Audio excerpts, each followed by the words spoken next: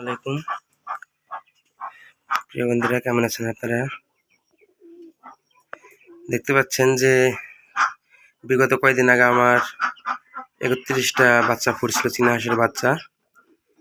তো ওই সময়টাতে কিন্তু আমার বাড়িতে খুব প্রচুর পরিমাণে ডাক প্লেগ রোগের একটা ভাইরাসের আনাগোনা ছিল। তো সেই ক্ষেত্রে সে বাচ্চাগুলো কিন্তু একটাও বাঁচেনি, সবগুলো বাচ্চাই মারা যায়।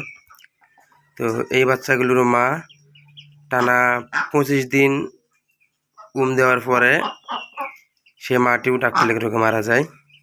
তারপরে যে আমাদের একটা দেশি হাঁস ছিল, এই হাঁসটার মানে কুচে আসছিল। তো আমরা সেই হাঁসটার মাধ্যমে বাকি দিনে যে তাপের প্রয়োজন ছিল সেটা আমরা কমপ্লিট করছি। করার পরে যে প্রায় 18টা বাচ্চা এখানে ফুটে বের হয়েছে। জানি না এগুলো কি হবে, কারণ এখনও ডাক প্লেগ রোগ চলতেছে। আমার বাড়িতে অলমোস্ট সব হাঁস শেষ, মাত্র 3টা হাঁস আছে শুধু। তো এখনও কিন্তু আমার বাড়িতে কিন্তু 20টা ডিম কিন্তু অন্য দেশি হাঁসের নিচে কিন্তু দেওয়া আছে। তো আপনারা দোয়া করবেন যাতে এই বাচ্চাগুলো আমি সার্ভাইভ করতে পারি, যাতে বাঁচতে পারে।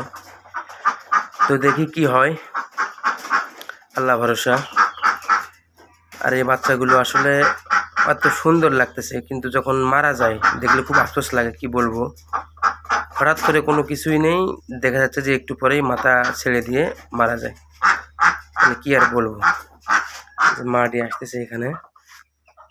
তো এগুলো কালকে ফুটছে, তো এগুলো আজকে আমি নামে দিব, তাদেরকে পানি এবং তাদেরকে খাবার দেবো, দেখি কি হয়।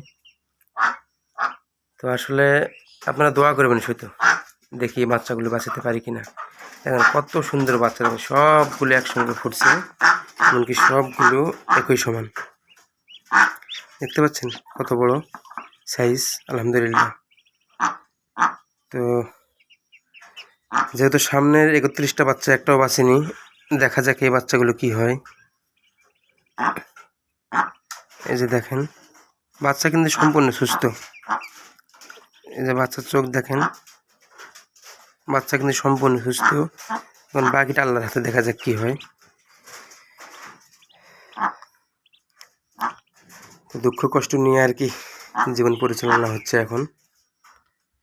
তো আপনারা দোয়া করবেন, ভালো থাকবেন, সুস্থ থাকবেন, এবং এই বাচ্চাগুলোর জন্য দোয়া করবেন যাতে সবগুলো বাঁচাইতে পারি। আল্লাহ হাফেজ, আসসালামু আলাইকুম।